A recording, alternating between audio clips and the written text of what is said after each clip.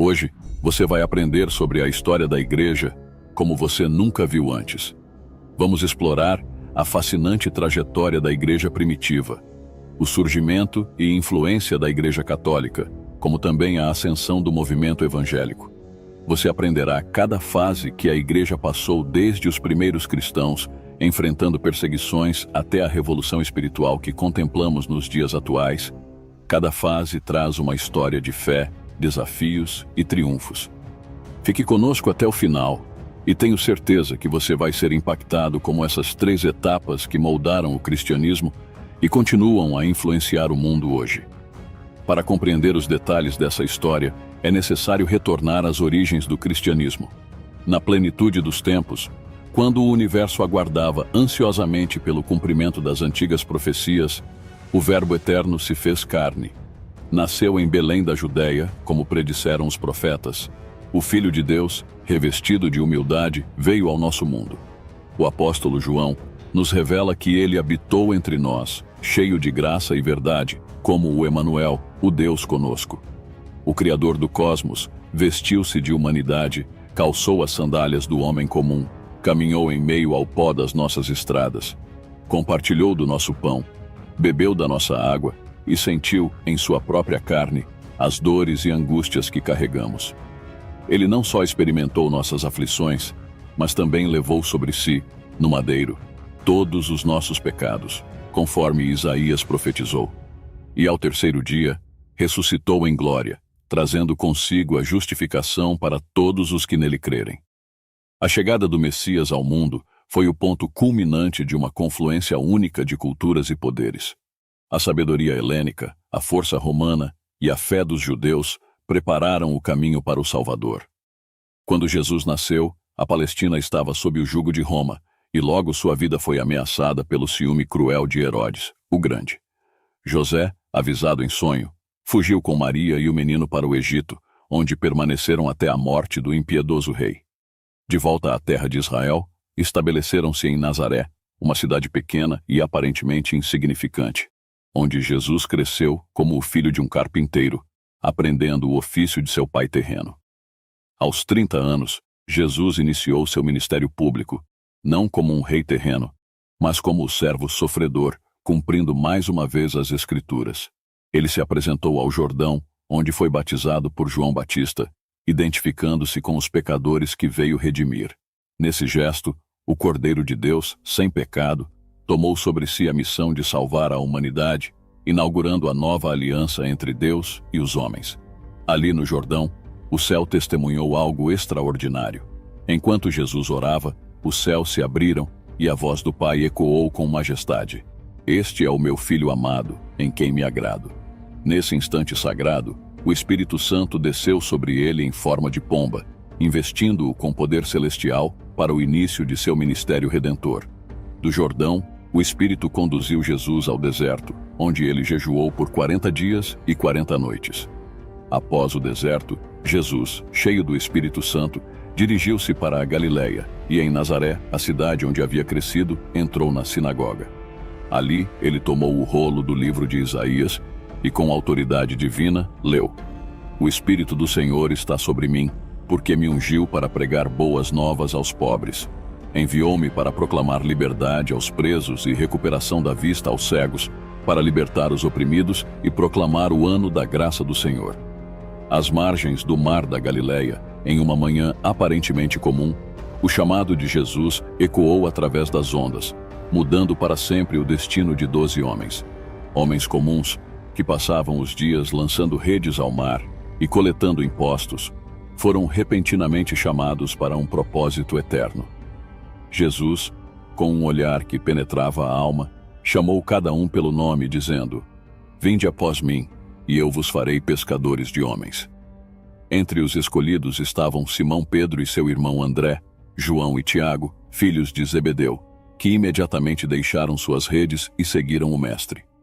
A eles se juntaram Mateus, o cobrador de impostos, e outros homens de diversos ofícios e temperamentos, cada um chamado de forma única, mas todos atraídos pelo mesmo poder transformador. Com palavras que transcendiam o entendimento humano, Jesus ensinou-lhes sobre o reino de Deus, revelou-lhes os segredos das Escrituras e mostrou-lhes que o amor era a força motriz do universo. Durante 3 anos, esses discípulos testemunharam milagres que desafiavam as leis da natureza, ouviram palavras que ressoavam com a verdade divina e, em momentos de intimidade, aprenderam os mistérios do reino. Eles presenciaram de perto a morte do Salvador, o plano de Deus se cumprindo sobre a terra. A morte de Jesus não foi um acidente e sua ressurreição não foi uma surpresa, mas o cumprimento glorioso do plano redentor de Deus. Os discípulos, por um período de tempo, temeram em continuar a missão de Jesus depois que presenciaram sua morte. Mas foi após a ressurreição de Jesus que a verdadeira missão desses homens começou a tomar forma. Antes de ascender ao céu, Jesus deu-lhes uma ordem: ficai, porém, na cidade de Jerusalém, até que do alto sejais revestidos de poder. Obedecendo a essa ordem, os discípulos se reuniram no cenáculo, um pequeno aposento em Jerusalém, aguardando a promessa do Pai. E então, no dia de Pentecostes, algo extraordinário aconteceu. De repente, um som como de um vento impetuoso encheu toda a casa, e línguas de fogo pousaram sobre cada um deles. O Espírito Santo, a promessa do Pai, desceu com poder, enchendo-os de coragem e sabedoria. Eles começaram a falar em outras línguas, conforme o Espírito lhes concedia. Com o coração inflamado e a mente iluminada, esses homens, antes inseguros e confusos, transformaram-se em apóstolos de Cristo, prontos para levar a mensagem do Evangelho aos confins da terra. Pedro, que antes negara Jesus 3 vezes, agora pregava com ousadia. E em um só dia, 3.000 pessoas se converteram. O medo deu lugar à fé inabalável, e a insegurança foi substituída por uma missão clara e urgente. A partir daquele momento, os apóstolos espalharam a chama do Evangelho por todo o mundo conhecido, testemunhando com poder a morte e a ressurreição de Jesus. A igreja nascente cresceu, e o reino de Deus começou a se expandir sobre a terra, cumprindo a promessa de Jesus. A mensagem do Evangelho, outrora confinada às fronteiras de Israel, ganhou novos horizontes com a dramática conversão de Saulo de Tarso, um zeloso perseguidor da igreja primitiva. No caminho para Damasco, uma luz divina o envolveu, e a voz de Cristo ressoou em seus ouvidos: Saulo, Saulo, por que me persegues? Transformado por esse encontro, Saulo tornou-se Paulo, o apóstolo dos gentios, cuja missão era levar a boa nova além das barreiras culturais e geográficas. Tanto Paulo, como os demais apóstolos, viviam o Evangelho de Jesus, cumprindo o propósito para qual foram chamados. Com isso, a igreja crescia e se fortalecia no Senhor. No dia 17 de julho do ano 64, Roma, com mais de 1 milhão de habitantes, foi incendiada. Durante 7 noites e 6 dias, a cidade ardeu em chamas, resultando na destruição de 70% da cidade. Nero, o imperador, usou os cristãos como bodes expiatórios, iniciando uma brutal perseguição contra a igreja. Inúmeros cristãos foram crucificados, e muitos foram queimados vivos para iluminar as noites de Roma. Há historiadores que atribuem o incêndio ao próprio Nero, que teria assistido ao desastre do topo da Torre de Mecenas, no Palatino, trajado como um ator de teatro, enquanto tocava sua lira e entoava versos sobre a destruição de Troia. Intrigantemente, 4 bairros onde havia uma concentração significativa de judeus e cristãos foram poupados das chamas.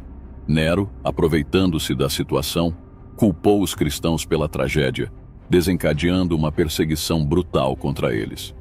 Durante seu reinado, o apóstolo Paulo foi preso e decapitado, e o apóstolo Pedro foi crucificado.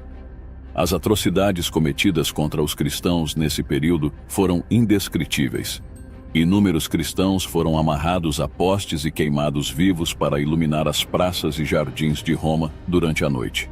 Outros, conforme registrado pelo historiador Tácito, foram jogados nas arenas, envoltos em peles de animais, para serem despedaçados por cães famintos. Ainda outros foram lançados ao picadeiro, onde touros enfurecidos os pisoteavam até a morte. A loucura de Nero só encontrou fim quando, no de 68, grande parte do império se rebelou contra ele, levando o Senado romano a depô-lo. Desesperado e sem saída, Nero tirou sua própria vida. No ano 70, o general romano chamado Tito cercou Jerusalém, derrubou seus muros, destruiu o templo e massacrou milhares de judeus, promovendo a maior dispersão da história judaica, cumprindo assim a profecia de Jesus, proferida no Monte das Oliveiras, como registrado em Mateus. Jesus saiu do templo e, enquanto caminhava, seus discípulos aproximaram-se dele para lhe mostrar as construções do templo. "Vocês estão vendo tudo isto?" Srenia perguntou ele. "Eu garanto que não ficará aqui pedra sobre pedra, serão todas derrubadas." O cenário foi de um massacre sangrento e devastador, marcado pela destruição de uma nação e a dispersão de seu povo. Sob o comando do general Tito, as tropas romanas lançaram-se contra judeus e cristãos com uma brutalidade sem precedentes, resultando em um massacre que manchou as ruas de Jerusalém com rios de sangue. A crueldade foi tamanha que a madeira tornou-se escassa diante da quantidade de crucificações realizadas. A cidade, antes vibrante e sagrada, foi consumida pela fome e pela espada. Milhares perderam suas vidas de maneira cruel, enquanto outros foram vendidos como escravos, dispersando-se pelos 4 cantos do mundo. No mesmo ano 70, o imperador Vespasiano inaugurou o grandioso Coliseu em Roma. As celebrações de abertura duraram 100 dias, mas foram manchadas pelo sangue de mais de 10.000 cristãos, que foram brutalmente executados por gladiadores e dilacerados por leões famintos. Essas atrocidades serviam como entretenimento para uma multidão sedenta de sangue, refletindo a decadência moral e espiritual da sociedade romana daquela época. No ano 81, o imperador Domiciano ascendeu ao poder, ganhando a reputação de Segundo Nero, devido à ferocidade com que perseguiu os cristãos. Arrogando para si os títulos de Senhor e Deus, ele desencadeou uma nova onda de opressão contra a Igreja. Durante seu reinado, a perseguição se espalhou até a Ásia Menor, resultando na deportação do apóstolo João para a ilha de Patmos. No reinado de Marco Aurélio, datado do ano 161 até 180, as perseguições aos cristãos continuaram intensas. A comunidade cristã enfrentou torturas e execuções por se recusar a se curvar diante dos ídolos pagãos. Esses períodos sombrios da história cristã são testemunhos da resistência e da profunda convicção daqueles que, mesmo diante das mais terríveis provações, mantiveram sua fé viva. À medida que o 3º século se aproximava, o imperador Septímio Severo, em um esforço para consolidar o poder de Roma, decidiu frear o crescimento do judaísmo e do cristianismo. Com esse objetivo, ele decretou que qualquer conversão a essas religiões seria punida com a morte. No ano 202, um edito imperial estabeleceu que todo cristão que se recusasse a sacrificar aos deuses romanos seria sumariamente condenado e executado sem direito à apelação. Esse decreto marcou o início de uma nova e terrível fase de perseguições. No ano 249, o imperador Décio assumiu o poder com a intenção de restaurar a glória antiga de Roma. O império estava em crise, a economia enfraquecida, e as tradições romanas, especialmente o culto aos deuses, estavam sendo abandonadas. Décio acreditava que a única forma de reverter essa decadência seria obrigar todos os súditos do império a adorar novamente os deuses romanos. Ele via nisso uma questão de lealdade e patriotismo, acreditando que os deuses, uma vez adorados por todos, trariam de volta o favor divino ao império. A política de Décio era clara. Qualquer resistência a esse plano era vista como traição. Ele não queria criar mártires, figuras que inspirassem mais resistência. Queria, em vez disso, patriotas subservientes, pessoas dispostas a renegar sua fé e incensar o imperador como uma divindade. Sob essa pressão imensa, alguns cristãos cederam, enquanto outros resistiram por um tempo, mas eventualmente sucumbiram. Contudo, muitos se mantiveram firmes, enfrentando torturas cruéis com uma coragem inabalável, morrendo como mártires e deixando um legado de fé que não poderia ser apagado. A perseguição durante o governo de Décio foi sistemática e quase universal, mas seu impacto foi limitado pelo curto reinado do imperador, que durou apenas 3 anos. No entanto, o fim do terceiro século trouxe consigo a perseguição mais severa que a igreja primitiva já havia enfrentado. Sob o governo de Diocleciano no ano 303, um edito foi lançado ordenando a destruição de todos os edifícios e livros cristãos. Além disso, os cristãos foram privados de sua dignidade e de seus direitos civis, em um esforço brutal para erradicar a fé cristã. Esse período de intensa perseguição ficou marcado como um dos mais cruéis e devastadores da história da Igreja, mas também destacou a fé inabalável daqueles que preferiram morrer a renegar sua devoção a Cristo. O imperador, em seu desejo de exterminar a fé cristã, ordenou que todos os líderes da Igreja fossem encarcerados. Com os pastores e bispos presos, a estratégia era clara. Os cristãos, sem seus guias espirituais, deveriam ser forçados a sacrificar aos ídolos de Roma, sob a ameaça iminente de morte. Assim, muitos foram submetidos a torturas e suplícios inimagináveis, enfrentando uma brutalidade que parecia não ter fim. No entanto, essa sangrenta perseguição, que parecia destinada a aniquilar o cristianismo, chegou a um ponto de virada em 30 de abril do ano 311, quando Galério, surpreendentemente, promulgou o Edito de Tolerância. De repente, as portas das prisões e pedreiras se abriram, e delas emergiu uma multidão de pessoas feridas, aleijadas e marcadas pelo sofrimento. Mas em seus rostos havia um brilho inconfundível, refletindo a glória de Deus e a vitória da fé sobre a tirania. Pouco tempo depois, no ano 313, o imperador Constantino, em um ato que mudaria a história, proclamou o Edito de Milão. Esse decreto não apenas pôs fim à perseguição aos cristãos, mas também ordenou a restituição das igrejas, cemitérios e propriedades que haviam sido confiscadas. O período de tirania e truculência finalmente se encerrava, dando lugar a uma nova era de liberdade religiosa. Mas, mesmo nas sombras da chibata e da espada, a igreja não apenas sobreviveu, ela floresceu. Como disse o apologista Tertuliano, o sangue dos mártires tornou-se a seiva para a sementeira do Evangelho. A perseguição, em vez de sufocar a igreja, deu-lhe nova vida. Em vez de destruí-la, fez com que se multiplicasse, levando a mensagem de Cristo ainda mais longe.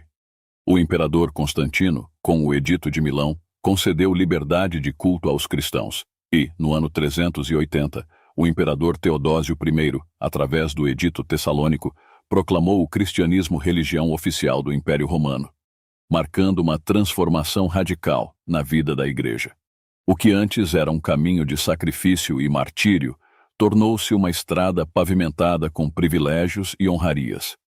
A perseguição, que outrora purificava a fé, deu lugar à conveniência, e a entrada na Igreja deixou de ser um compromisso de vida ou morte, tornando-se uma questão de status social. Antigamente, confessar o nome de Cristo era um ato de coragem, muitas vezes levando o fiel ao martírio sob a fúria dos imperadores. Agora, a mesma confissão garantia proteção, projeção e, em muitos casos, aplausos imperiais. Multidões se uniam à Igreja não por convicção de pecado ou arrependimento sincero, mas para obter os benefícios oferecidos pelo novo status religioso.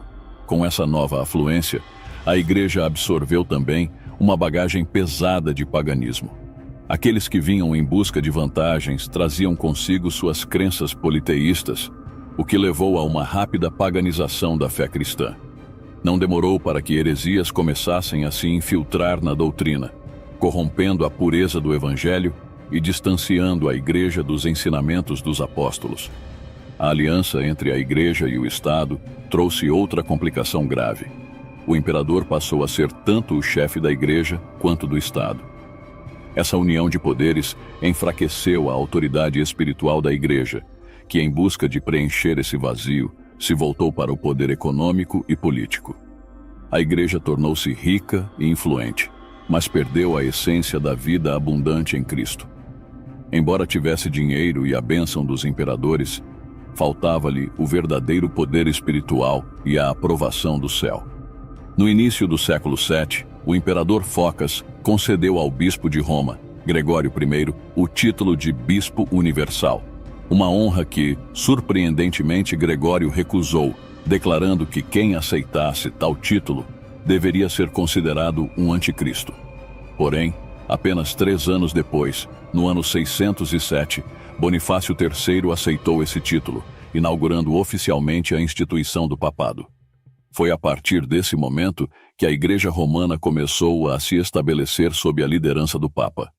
O romanismo, que viria a definir a Igreja Católica, baseou-se em uma interpretação contestada de Mateus, capítulo 16, onde Jesus diz: "Também eu te digo que tu és Pedro, e sobre esta pedra edificarei a minha igreja, e as portas do inferno não prevalecerão contra ela."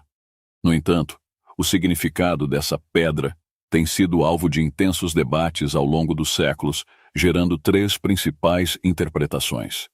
Primeiro, há aqueles que acreditam que Pedro, o apóstolo, é a pedra sobre a qual a igreja foi edificada, argumentando que ele foi o primeiro papa e que seus sucessores são os líderes legítimos da igreja. Essa visão é resumida pela famosa frase em latim, ubi Petrus, ibi ecclesia. Onde está Pedro, aí está a igreja. Contudo, essa tese encontra resistência quando examinada sob uma luz bíblica mais precisa.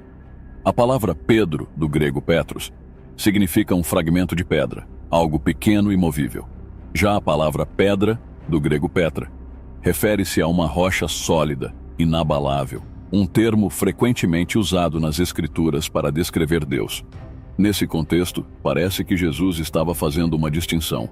Você, Pedro, é uma pequena pedra, mas sobre esta rocha, referindo-se a si mesmo, edificarei a minha igreja. Essa interpretação é reforçada pelo próprio Pedro, que em seus discursos e escritos sempre apontou para Jesus como a verdadeira pedra angular da fé. Em Atos, ao pregar em Jerusalém, Pedro declara que Jesus é a pedra. Então Pedro, cheio do Espírito Santo, lhes disse: "Principais do povo, e vós, anciãos de Israel, visto que hoje somos interrogados acerca do benefício feito a um homem enfermo e do modo como foi curado, seja conhecido de vós todos e de todo o povo de Israel, que em nome de Jesus Cristo, o Nazareno, aquele a quem vós crucificastes e a quem Deus ressuscitou dentre os mortos, em nome desse é que este estação diante de vós. Ele é a pedra que foi rejeitada por vós, os edificadores, a qual foi posta por cabeça de esquina. E em nenhum outro há salvação, porque também debaixo do céu nenhum outro nome há, dado entre os homens, pelo qual devamos ser salvos." E mais tarde, em sua primeira epístola, Pedro reafirma que Jesus é a pedra viva, eleita e preciosa, sobre a qual a igreja deve ser construída. E chegando-vos para ele, pedra viva reprovada na verdade pelos homens, mas para com Deus eleita e preciosa, vós também, como pedras vivas, sois edificados casa espiritual e sacerdócio santo, para oferecer sacrifícios espirituais agradáveis a Deus por Jesus Cristo.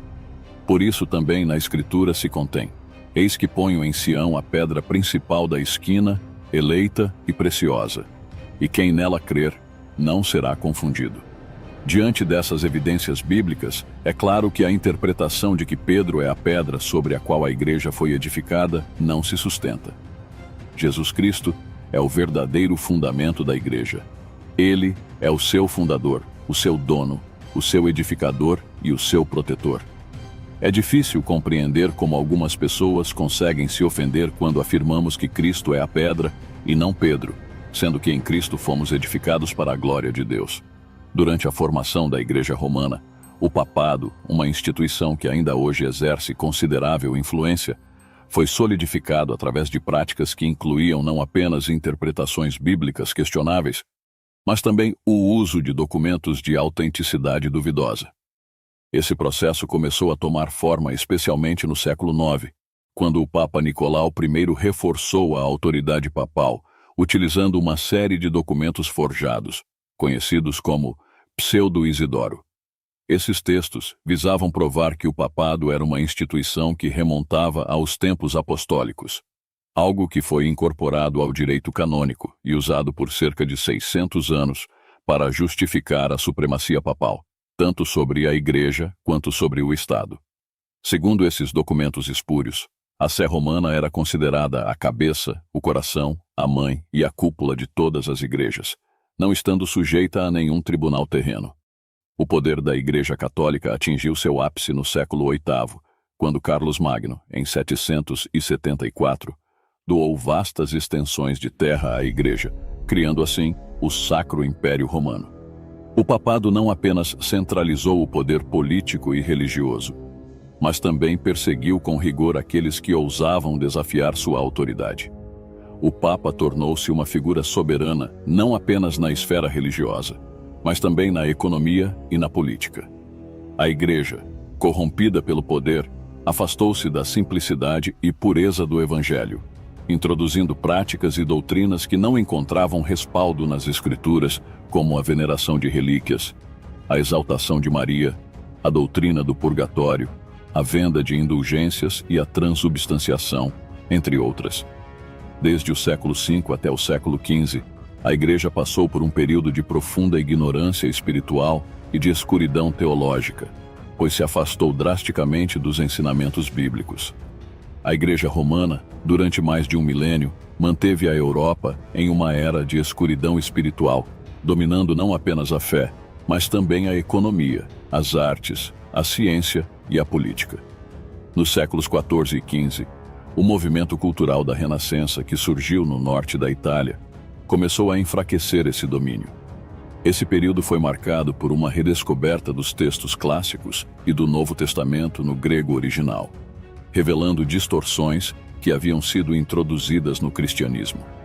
Com a invenção da imprensa por Johannes Gutenberg, a Bíblia e as obras dos reformadores foram amplamente disseminadas, plantando as sementes da Reforma. A Renascença abalou o controle da Igreja em diversas áreas, permitindo o surgimento de novas ideias econômicas, artísticas, científicas e políticas. Martinho Lutero, inspirado pela passagem bíblica "O justo viverá pela fé", desafiou a autoridade da Igreja, desencadeando a Reforma Protestante.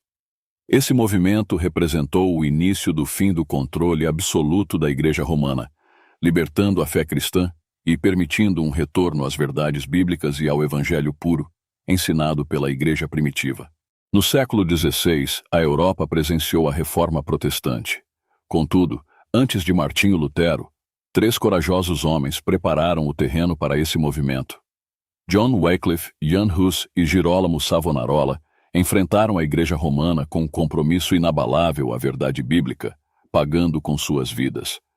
John Wycliffe condenou o poder do papado e iniciou a tradução da Bíblia para o inglês. Sua visão revolucionária de que a Igreja verdadeira era formada pelos eleitos de Deus e não pela hierarquia eclesiástica. Jan Hus pregou com ousadia contra os abusos da Igreja Católica Romana, defendendo que a Bíblia, e não o clero, era a autoridade suprema.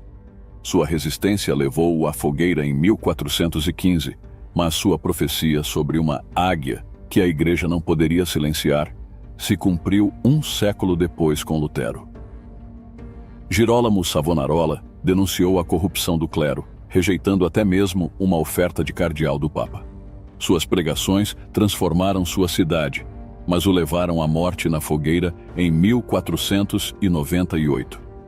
Seu martírio ajudou a pavimentar o caminho para a Reforma. Esses 3 homens foram vozes proféticas que, em tempos de escuridão espiritual, apontaram para a necessidade de um retorno às verdades bíblicas, preparando o caminho para a reforma que mudaria para sempre o cristianismo. Martinho Lutero, nascido na Alemanha em uma família de camponeses, foi o homem que se tornou o rosto da reforma. Inicialmente, Lutero buscava a salvação de sua alma com uma devoção intensa, o que o levou a se tornar monge agostiniano e ingressar no convento em Erfurt.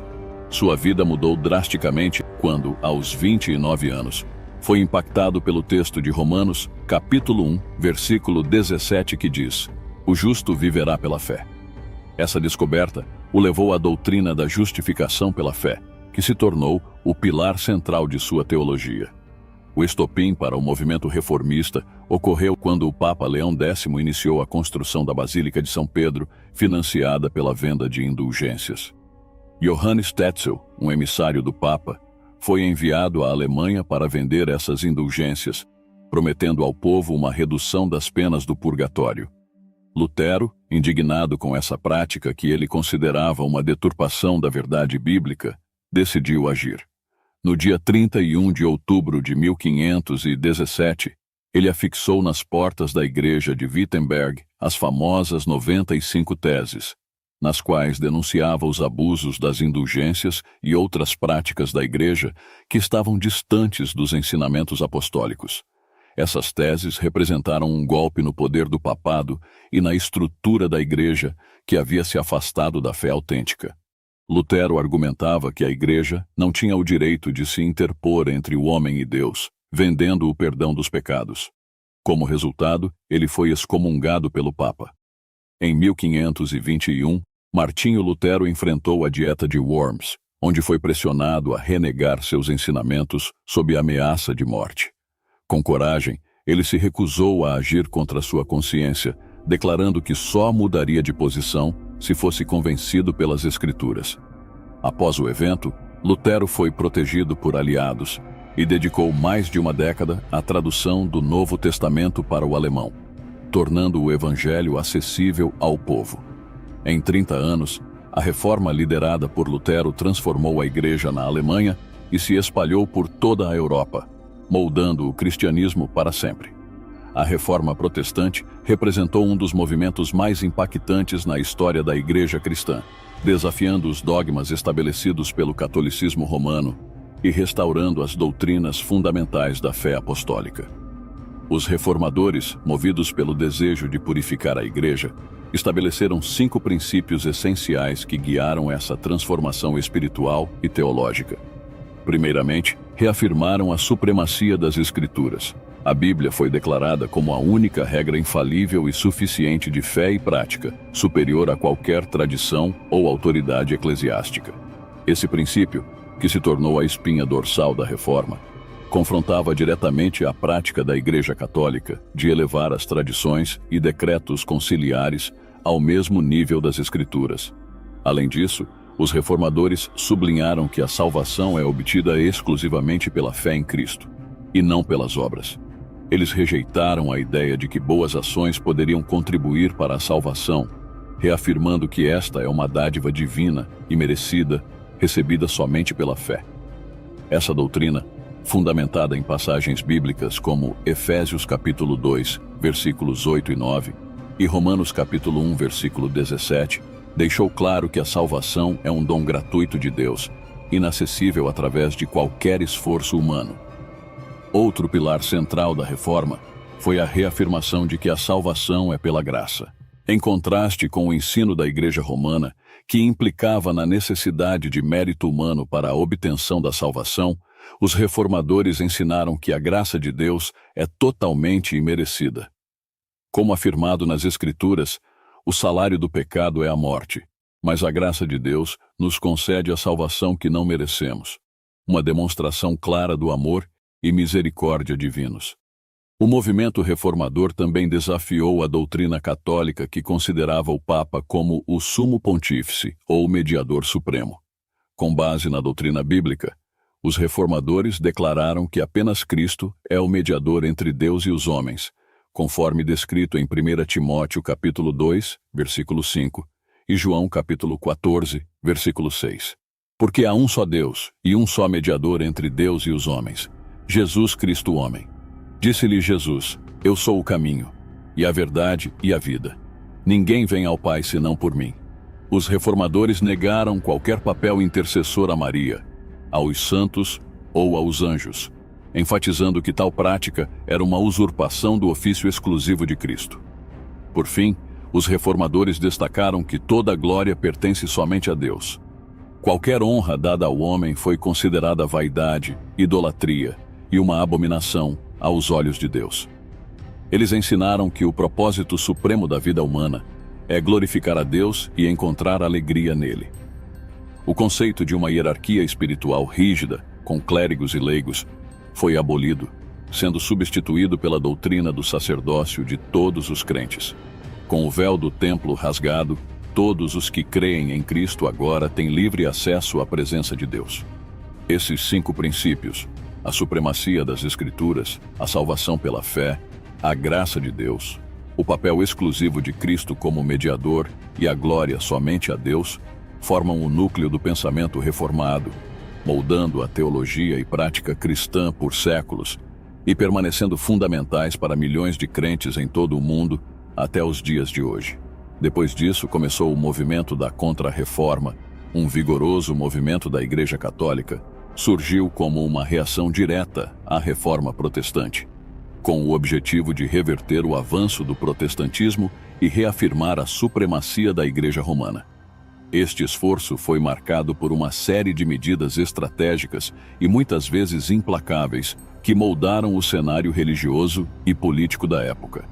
O movimento ganhou força com a fundação da Companhia de Jesus, uma ordem religiosa criada por Inácio de Loyola, que nasceu no ano de 1491 e faleceu em 1556.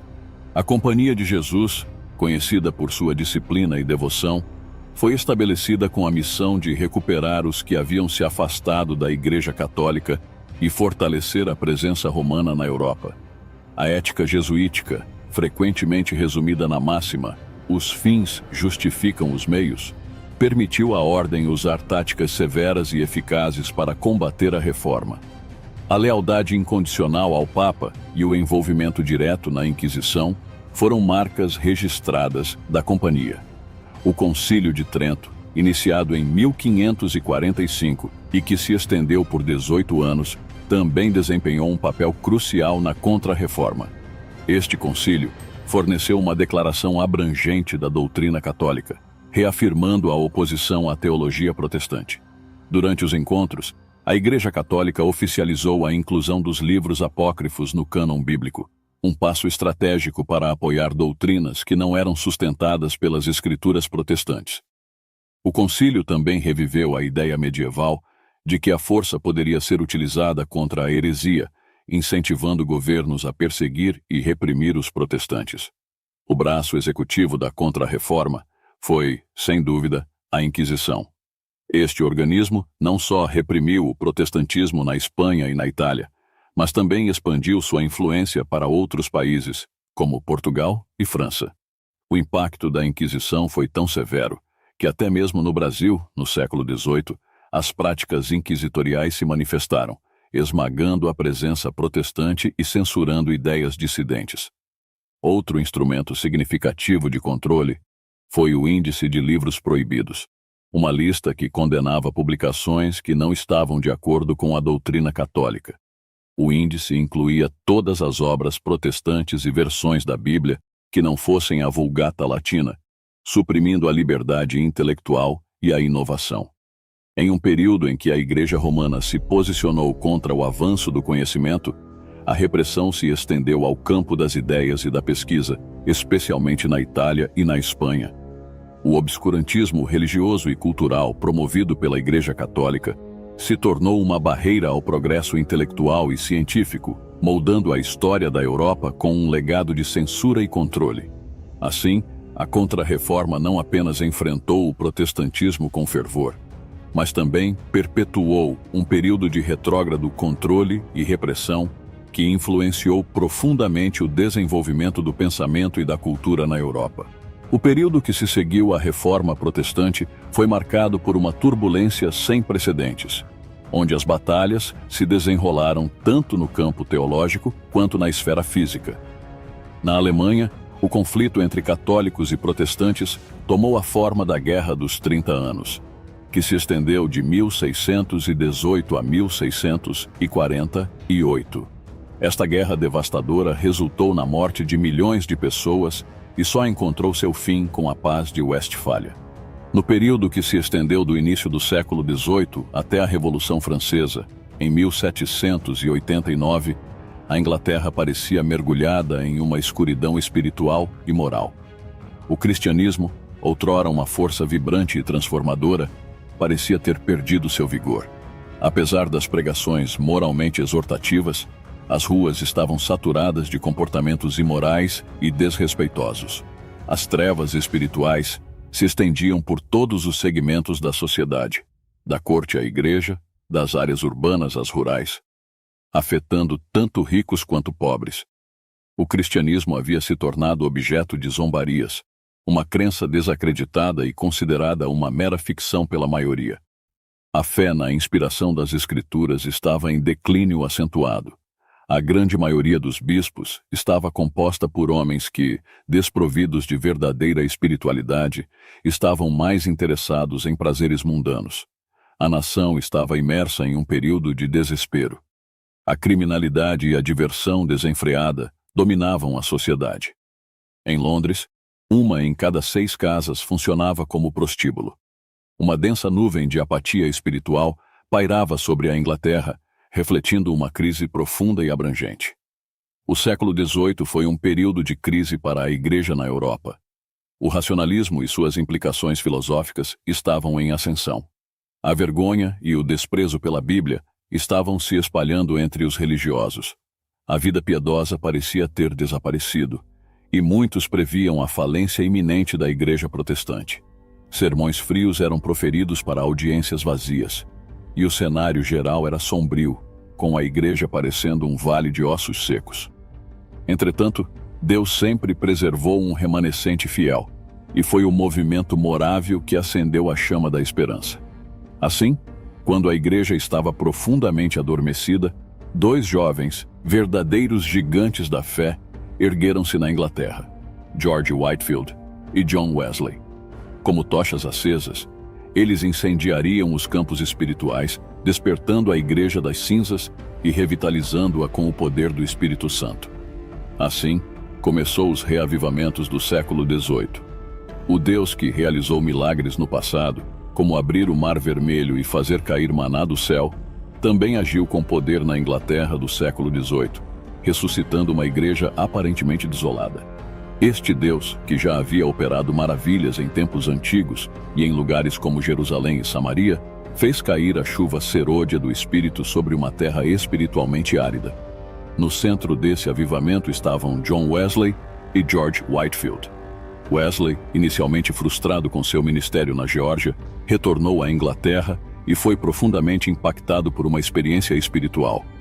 Esse encontro com o poder de Deus em um culto de vigília marcou o início de um avivamento que transformaria a nação. Wesley pregou por mais de 50 anos, tocando a vida de milhares com suas mensagens poderosas e profundas, e o movimento metodista que fundou teve um impacto duradouro.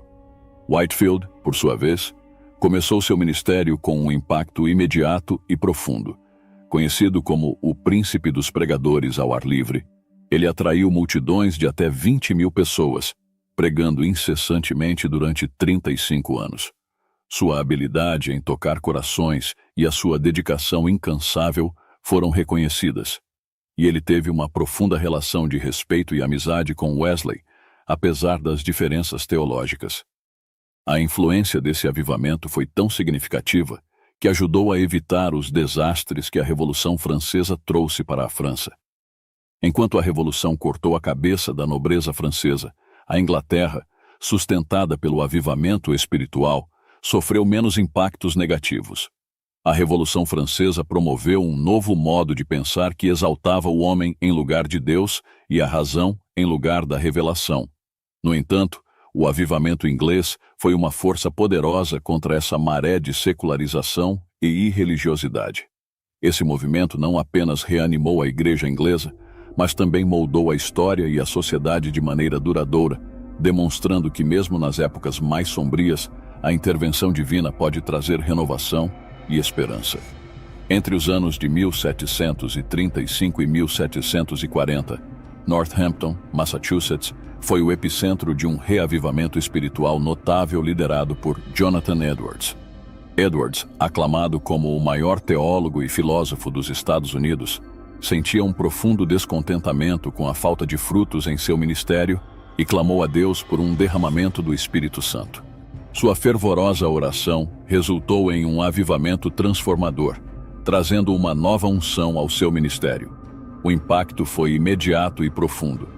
Durante um de seus sermões mais famosos, Pecadores nas mãos de um Deus irado, a congregação foi tomada por uma intensa convicção de pecado. Muitos se prostraram em lágrimas, clamando pela misericórdia divina. Aproximadamente 500 pessoas foram convertidas naquele culto, e a região testemunhou milagres extraordinários que geraram tanto maravilha quanto ceticismo. Assim como no Pentecostes, onde o derramamento do Espírito Santo causou perplexidade e zombarias, o reavivamento em Northampton também enfrentou reações extremas. Edwards foi forçado a escrever sobre os eventos para esclarecer e alinhar as manifestações espirituais com as Escrituras. O século XIX foi uma era de expansão e inovação para a Igreja. O crescimento das missões protestantes, impulsionado pela Revolução Industrial e pela colonização, levou o cristianismo a novas partes do mundo. Missionários como William Carey, que fundou a Sociedade Bíblica Britânica e Estrangeira, e David Livingstone, que explorou a África, desempenharam papéis cruciais na disseminação do Evangelho. No entanto, essa expansão não foi sem controvérsias. O impacto cultural e a imposição de valores ocidentais levantaram questões éticas sobre a colonização e a missão. A Igreja enfrentou críticas e começou a refletir sobre a natureza e o propósito de sua missão global. O século XX trouxe novos desafios e oportunidades. As guerras mundiais, o avanço da ciência e a mudança cultural radical desafiaram a Igreja a responder às questões da era moderna. A ascensão do pentecostalismo e do movimento evangélico global desafiou a Igreja a reconsiderar suas práticas e a se engajar de maneira mais vigorosa na vida pública e social. O pentecostalismo emergiu no início do século XX, caracterizado por um fervoroso entusiasmo espiritual e uma ênfase na experiência direta com o Espírito Santo. Este movimento, que teve suas raízes na missão de Azusa Street, em Los Angeles, liderado por William J. Seymour, destacou-se por sua ênfase em dons espirituais como línguas, profecia e cura divina. O pentecostalismo trouxe uma renovada vivacidade ao cristianismo, enfatizando a experiência pessoal e emotiva da fé. A prática do culto pentecostal, marcada por adoração vibrante, oração intensa e uma crença profunda na ação sobrenatural de Deus, contrastava com as tradições mais litúrgicas e formais que predominavam em muitas denominações. No século XXI, a Igreja enfrenta uma era de globalização e pluralismo.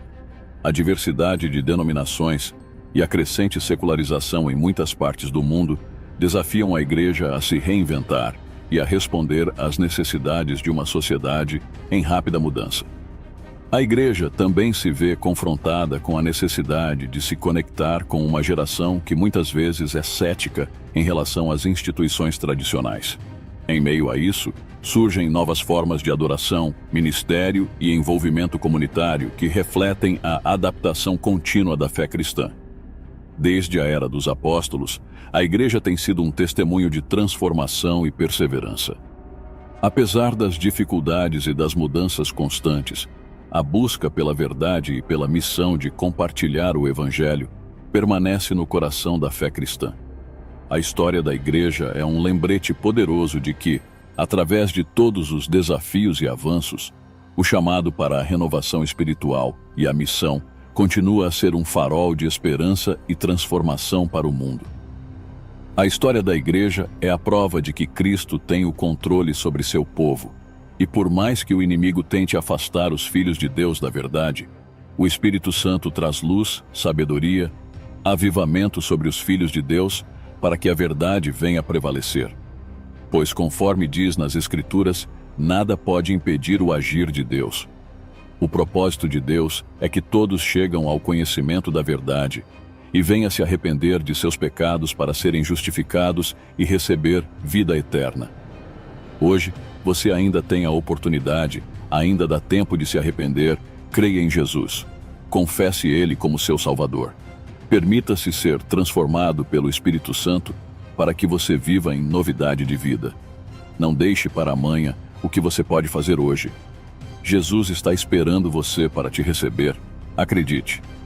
Ele pode mudar sua vida e te proporcionar o que nada nesse mundo pode te dar. Deus abençoe. Se você gostou, curta o vídeo, se inscreva no canal, comente o que você achou do vídeo.